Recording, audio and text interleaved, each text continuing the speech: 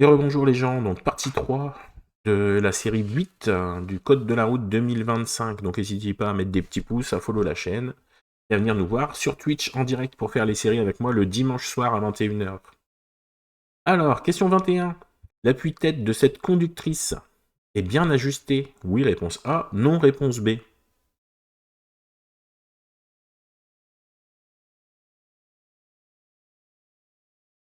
La réponse est non. L'appui-tête doit être le haut de l'appui-tête. Si vous le voyez, ouais, vous le voyez sur l'écran. Normalement, sur le retour, le haut de l'appui-tête doit être au niveau du haut du crâne. Donc, il n'est pas bien réglé. Donc là, elle risque d'avoir la tête qui part en arrière.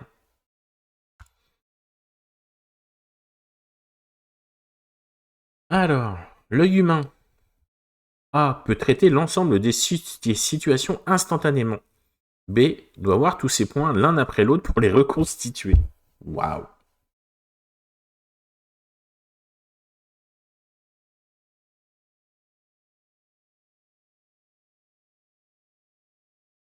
Bah donc évidemment, on ne peut pas traiter l'ensemble de la situation instantanément, d'accord? Notre regard, il ne peut pas être partout. On ne peut pas voir en même temps derrière, en même temps devant, en même temps sur le côté, en même temps voir qu'il y a un piéton, voir qu'il y a une voiture devant qui freine, etc. Donc en effet, l'œil humain, il analyse tout, et après, il se reconstruit un petit puzzle. Et c'est pour ça que la conduite, on va vous apprendre, quand on conduit, en fait, à chercher les indices importants, d'accord? À chercher les indices utiles pour conduire, d'accord? Genre par exemple, bah là, oui, faut voir derrière soi, faut voir que lui, le camion, il est en feu de détresse, qui va pas partir. Faut voir derrière qu'on nous colle un petit peu de près, que là, il y a une voiture qui freine devant, donc du coup, pour pouvoir gérer la puissance de son frein. Mais le regard, par exemple, là, on s'en fout, il doit pas voir ici à droite qu'il y a des fleurs rouges, tu vois. Faut savoir chercher les bonnes informations, ok? Savoir que là, on voit que le car est arrêté, donc quelqu'un peut peut-être traverser devant, etc. Et c'est pour ça que le regard, c'est 80% de la conduite, et ça, vous l'apprendrez, ou vous l'avez déjà appris, donc du coup, sur la route. Question suivante, question 23. Alors, je tourne à droite. Si, d'accord, ok. Là. Alors, je devrais m'arrêter si un tram arrive. Oui, réponse A, non, réponse B. Oh là là, il y a un tram, est-ce que je vais aller lui rentrer dedans? Je sais pas. Si aucun tramway n'arrive, oui, réponse C, non, réponse D.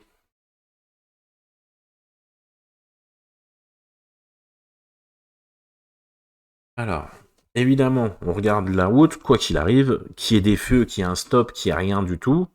Si un tramway arrive, bah, je vais pas traverser la route, hein. Si un tramway arrive, je dois m'arrêter, évidemment. Là, par contre, le marquage au sol, alors je sais pas c'est où comme ville, mais je trouve ça dangereux, parce que d'habitude, il y a toujours des feux.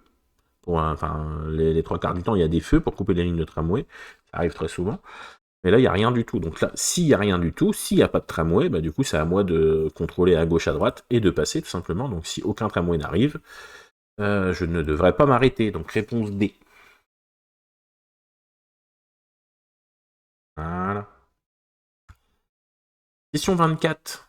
Sur certains autoradios, il est possible d'avoir des informations routières alors que j'écoute la musique de mon choix. Oui, réponse A. Non, réponse B.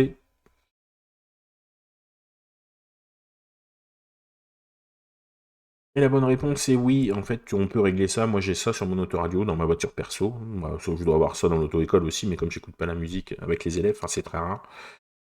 Très rare, mais sinon oui. En fait, du coup, vous pouvez écouter même la radio, les CD ou ce que vous voulez. Si vous avez réglé dans votre autoradio, il y a une option. Et en fait, si jamais vous êtes sur l'autoroute et qu'il y a un accident ou quoi, hop, ça peut vous balancer les informations autoroute. Et du coup, et hop, et après, ça repart sur votre musique automatiquement, les informations routières.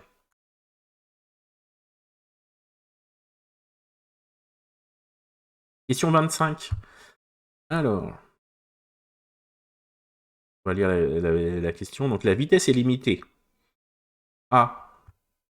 Donc A, 70 km/h. B, 80 km/h. C, 90 km/h. Alors, on va regarder la photo. Donc là, on voit qu'on est sur une route à deux voies. Donc, comme j'ai expliqué tout à l'heure, il n'y a pas de terre-plein central, donc ça peut pas être à 110. Donc normalement, c'est une route qui est limitée à 90 parce qu'on a deux voies dans le même sens. Par contre, là, on voit bien qu'on a les essuie-glaces en route et qu'on voit rien devant et que ça a l'air mouillé. Donc, il pleut. S'il pleut, la vitesse n'est plus de 90, mais de 80 km/h. D'accord? Là, on voit bien les essuie-glaces, on voit que la route, elle est humide, tout ça. Donc, deux voies, route à 90, mais comme il pleut, vitesse limitée à 80. D'accord? La vitesse est limitée à 80. J'espère vous avoir éclairé et que vous ne ferez plus cette erreur. Dites-le moi dans les commentaires. Hein. Alors, question 26. En cas d'échec au permis de conduire, je peux poursuivre ma formation en conduite supervisée. Oui, réponse A. Non, réponse B.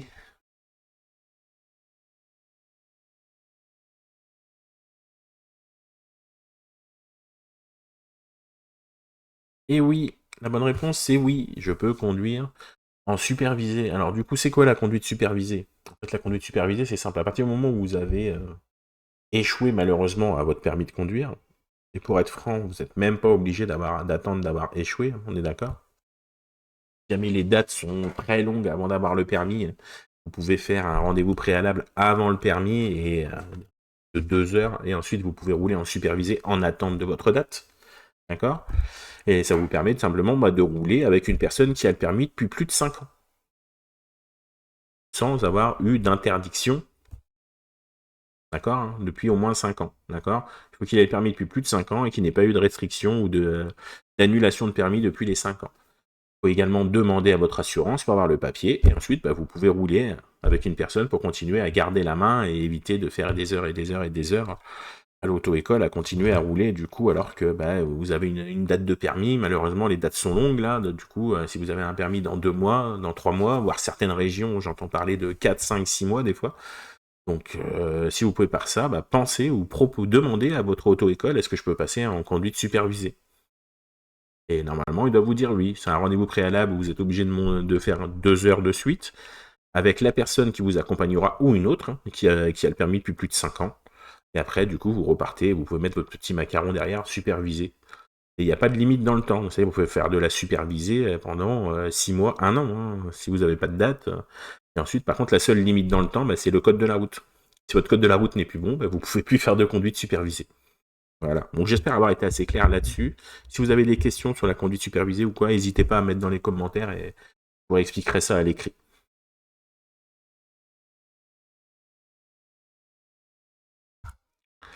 Question 27. Alors, question vidéo. Oula. Alors. Ce car risque d'empiéter sur ma voie de circulation. Oui, réponse A. Non, réponse B. Alors oui, A. Non, B. Je serre à droite. Réponse C. Je me prépare à m'arrêter. Réponse D. Alors du coup. Donc ce car, on a bien vu comment il arrive. Donc c'est un véhicule lourd. Les véhicules lourds sont encombrants et donc ils sont obligés de prendre les virages plus larges à certains endroits parce que si l'avant passe, eux, des fois, l'arrière va rouler sur le trottoir. Donc ils sont obligés d'aller bien plus loin. Donc l'avant risque d'empiéter sur ma voie, évidemment. Donc moi, dans l'idéal, pour faciliter le partage de la route avec les groupes lourds, je serre à droite maximum et donc je ralentis et je prépare même à m'arrêter au cas où. Pour pas lui rentrer dedans, parce que même si c'est lui qui va empiéter sur ma voie, des fois ils n'ont pas le choix en fait. Les gens ils sont là en train de gueuler après les poids lourds, mais des fois les groupes lourds ils n'ont pas le choix, ils sont obligés de faire ça en fait, sinon ils ne peuvent pas tourner. Donc il faut savoir partager la chaussée, partager la route avec les groupes lourds, et ça c'est une chose que vous devez apprendre à faire, même au permis, d'accord?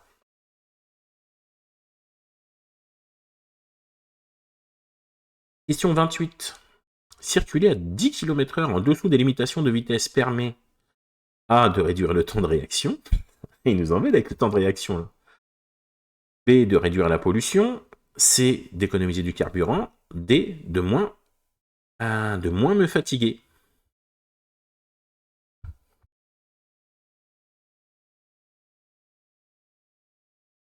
Alors, à votre avis, tic-tac. Alors du coup, en effet, est-ce que ça réduit le temps de réaction? Non, le temps de réaction, S ne joue pas dessus. On l'a déjà dit 3 fois dans cette série. Ils en veulent quand même. B, est-ce que ça réduit la pollution? Oui, on roule un peu moins vite, on pollue un peu moins. Est-ce qu'on économise du carburant? En effet, on roule un petit peu moins vite, on économise du carburant. Et on est moins fatigué. Rouler vite, ça fatigue, d'accord? Parce que plus tu vas vite, plus tes yeux doivent s'adapter en fait au défilement de la route. Donc plus tu vas vite, plus c'est épuisant.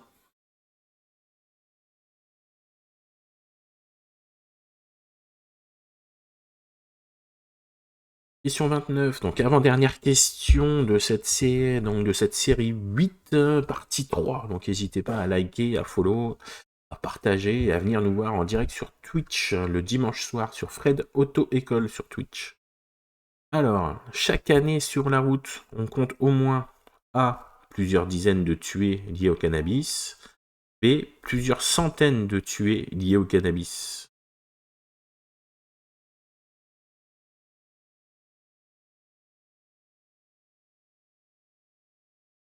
C'est la réponse B, plusieurs centaines de tués ayant du cannabis dans le sang, entre, je sais pas, 3, 500, je crois, quelque chose comme ça, par an environ. Hein, ils disent quoi, eux? Entre 200 à 500 tués par année, c'est ça. Ouh bah, c'est quand même pas mal de morts, hein, juste pour aller fumer un petit joint. Ne fumez pas. Non, ne fumez pas, surtout quand vous allez prendre la route, hein, en effet. Hein, si vous allez, je sais pas où, faites ce que vous voulez. Moi, je m'en fous totalement, d'accord. Mais si vous conduisez, vous ne fumez pas de cannabis. Ça savoir que ça reste très longtemps et on peut vous retrouver très facilement avec les contrôles. Donc ne faites pas ça, s'il vous plaît. Ça réduit vos réflexes, ça réduit votre temps de réaction. C'est infernal. Question 30. La lumière bleue sur les parois servent principalement, donc les lumières bleues ici, là, qui montent, celle-là, là, les petites LED là, et les petites LED là.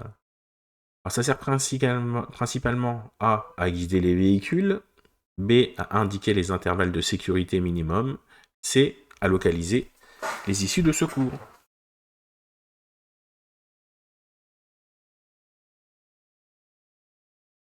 Alors les lumières bleues, du coup, ça sert à indiquer les intervalles de sécurité minimum, d'accord? Dans un tunnel, en fait, on dit toujours que sur la route, c'est 2 secondes l'intervalle de sécurité. Dans un tunnel, c'est soit 2 diodes, soit 2 chevrons qui sont dessinés par terre, d'accord? Que vous rouliez à 50, ou à 70, ou à 80, il faut qu'il y ait 2 diodes entre ici et ici. Si vous êtes ici, il faut que la voiture devant vous, elle soit après l'autre diode, d'accord? Il faut toujours 2 diodes de sécurité. Alors après, évidemment, ça vous permet de voir.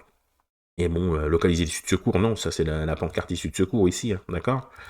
Donc principalement, ça sert à indiquer les intervalles de sécurité minimum. Et voilà pour cette partie 3, merci à tous d'avoir regardé. Donc la partie 4 sera postée donc dans 2 jours, donc dimanche à 19h et à 21h, il y aura le live sur Twitch si vous voulez voir la série 9.